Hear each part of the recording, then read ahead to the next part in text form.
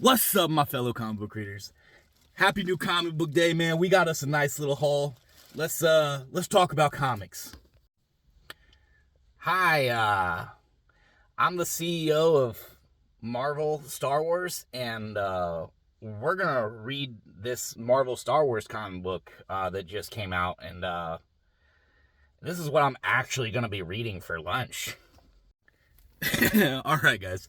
Like I said, I didn't get to upload my video yesterday. I had my son's lacrosse game, and it was over there an hour drive away where my comic book store is. So instead of driving there and back and there and back, we just delayed going to get my comics until it was like, an hour before the lacrosse game, and then we went and did that. So it was just too late. So I just figured I'd record it today. But let's start off with the first Marvel Star Wars book I've read in probably a year. And I quit reading Marvel Star Wars because they didn't have the continuity of a Star Wars story. They were really short. Even the individual comics were really short, and I just weren't doing anything for me. So I figured, it's been a while. Maybe they've stepped up their game. So I got this one and one other one other Marvel Star Wars that I got either last week or the week before. I read them both last night, but I thought it was okay. It's the prelude to the series is coming out, which I didn't see that when I bought it, but I read it on the cover when I was starting to read it last night. I'll do a more in-depth review of this later, but I thought it was okay. Next up, we got Batman issue number 7 from Matt Fraction. For whatever reason, they forgot to put this in my pool box at Memory Lane, but as I was checking out, luckily Reese, she was like, "Did you get Batman? I didn't see it in your box, and I know it's on your pool list." So shout out to Reese from Memory Lane Comics. I forgot to do my normal shout out to Memory Lane Comics. It's early in the morning, and it's Thursday.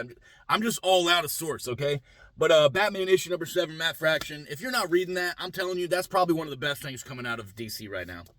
Next up, we got Bloodland issue number 2 by Ignition Press. I pick up everything that they put out, except there was a one-shot love story, whatever. I didn't pick that up, but everything else, fantastic. And that's probably fantastic too. It just didn't grab my attention.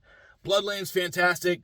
It was a little vague on the first issue, so I think the vampire nation has kind of like started taking over like America, and the president is like in courts with them or whatever, but pretty solid. Next up, we got Narco. I don't know anything about this, to be honest, but I saw a lot of the previews, and the art kind of reminds me of high school. I was a high school fashion serial killer. I was a fashion school serial killer. God damn! Why was that so hard to say? The art looks like that, so I'm excited to read it. Next up, we got Absolute Flash issue number 12. This is finally starting to become a series that I'm looking forward to reading. There for a while, it felt like a chore reading this. I'll be honest with you.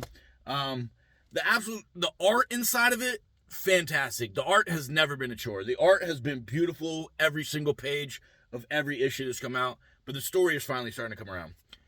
And on the other side, we got Absolute Superman issue number 17, which has been my top 3, if not it's been my number 1 like almost every single week that it's come out. But it's definitely been in my top 3 the entire time it's been coming out. This is fantastic. The best thing coming out of Absolute right now. And it's, at a point in the story that's starting to pick up again. So I'm really looking forward to reading that. Next up, we got all new Spider-Gwen, Ghost Spider. A lot of hyphens in there. But this is fantastic also. I just read issue number 7 yesterday. So I am excited to pick up this. Gwen and Black Tarantula just became the thing, so we're gonna see if good guys and bad guys can stay together. Next up, we got Batman Static Beyond issue number 4. This is my first Batman Beyond, and it's my first Static at the same time. I don't know if that's a good thing. I do plan on getting the DC Compact for Static, just because everybody's hyping that up. But this is okay. It's okay. The art in is pretty solid. The story, I just don't think I know enough about either of the characters, really. I think the Batman Beyond, his name is Terry. There's a person that, like, is high-tech, and they got superpowers, and then they're kind of being a bad guy but trying to be a good guy, and they just don't understand that like they can't take advantage of their powers type. I think that's what's going on in here, but I'm excited to continue reading this just because I like reading new characters and learning more about them. Next up, I think this is the finale of Beneath the Trees Where Nobody Sees, Rite of Spring. Samantha, if you haven't read this, first off, read the original Beneath the Trees. Get your hands on the trade, read it, enjoy it, love it like I did, and then pick this up, read it, love it, enjoy it, talk about it, brag to your friends, tell your friends, hey, if you don't read comics, this is a good starting point to read comics. It'll get you hooked. A lovable little bear. There's a little shop owner is a serial killer, and now she is dealing with the ramifications of being a serial killer. There's so much shit going on in here. Fantastic. Next up, another Ignition Press. We got The Beauty, issue number 4. This is a crazy take. There is a show for this. I think it's on Hulu. I just got access to Hulu again, so I haven't watched it yet, but I want to go watch this show. But it's crazy that this series just came out and there's already a show about it. I'm not sure, honestly, if the writers are the same people or how it came to be that, but this has been fantastic. It is about an STD that makes you beautiful or handsome or successful, or, you know, it gives you all the things that you want in life, but it's an STD. I don't want to ruin it, but that's crazy, right? All right, next up we got DC KO number 5. This isn't my normal cup of tea. I am enjoying this. Normally, one of the most minute things that I very rarely point out is lettering, but the lettering in this, like the accents and stuff, like how this is done, the lettering in this really stands out to me. The art is fantastic.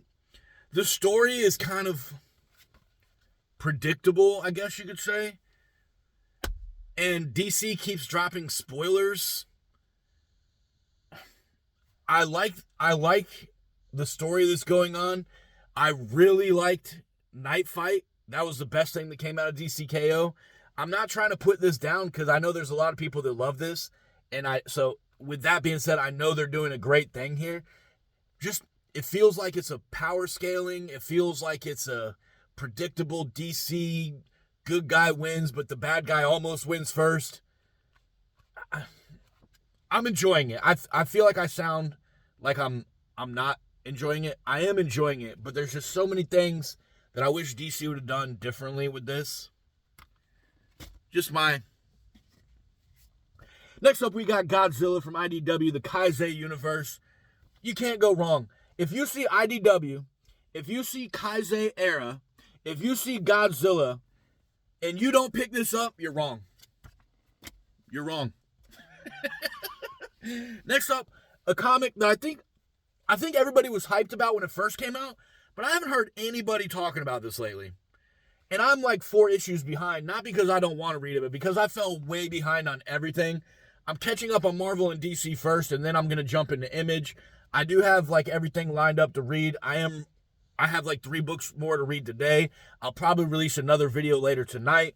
But Lost Fantasy issue number 8, I might have to restart this on issue 1 because it's been a minute since I read an issue. But I remember the first 3 issues were kind of like 3 different stories and it was confusing.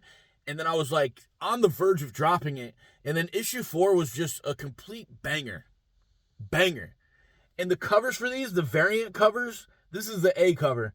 The variant covers, they've been doing a lot of like Final Fantasy covers, and they have been crazy good.